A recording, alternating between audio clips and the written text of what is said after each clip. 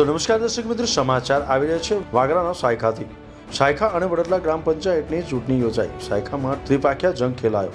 મહિલાઓએ ઊંચું મતદાન કરી જાગૃતિ બતાવી। બંને ગામની ચૂંટણીમાં મહિલાઓએ ઊંચું મતદાન કરી જાગૃતિ બતાવી હતી। સાયખામાં 84.24% અને વડોદરામાં 89.2% ઊંચું મતદાન નોંધાયું। વડોદરા ગામે મહિલાઓએ 89.18% અને સાયખા ગામે 87.6%નું મતદાન કરી મહત્વની ભૂમિકા ભજવી। વાગરા તાલુકામાં 2 ગ્રામ પંચાયતની ચૂંટણી યોજાઈ હતી। વહેલી સવારથી જ પુરુષો કરતાં મહિલાઓએ મતદાન કરવા વિશેષ જાગૃતિ બતાવી હતી। શાંતિપૂર્ણ માહોલમાં મતદાન યોજાય એ માટે ચુસ્ત પોલીસ બંદોબસ્ત ગોઠવી દેવામાં આવ્યો હતો। વાગરા તાલુકામાં 2 ગ્રામ પંચાયતની ચૂંટણી યોજાઈ હતી। બંને ગ્રામ પંચાયત ઉપર વિશેષ રીતે આખા તાલુકાની નજર મંડાઈ હતી। સાયખા અને વડોદરા ગ્રામ પંચાયત હદમાં વિવિધ ઉદ્યોગોનો સમાવેશ થાય છે। ઉદ્યોગ નગરીથી ઘેરાયેલી પંચાયતના સરપંચ બનવા માટે સોએ એડી ચોટીનું જોર લગાવી દીધું હતું।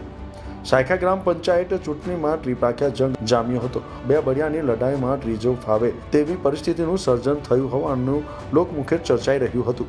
જોકે હાલ તો સાયખામાં આદિવાસી મતદારો જે તરફ મતદાન કરે તેની જીત પાકી એમ માનવામાં આવી રહ્યું છે।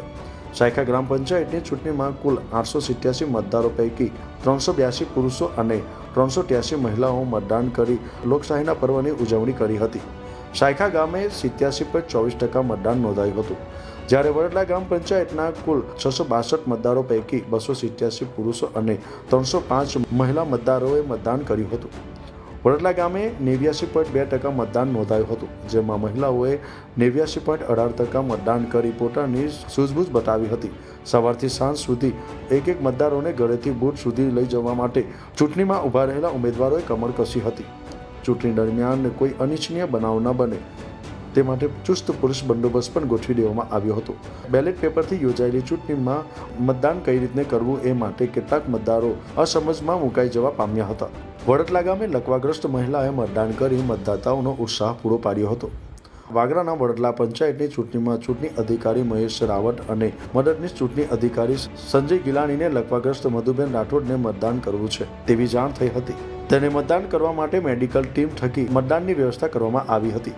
ડાબી બાજુનું અંગ લકવાગ્રસ્ત હોવા છતાં મધુબેનને એમ્બ્યુલન્સ મારફત મતદાન મથક સુધી પહોંચાડવામાં આવ્યા હતા।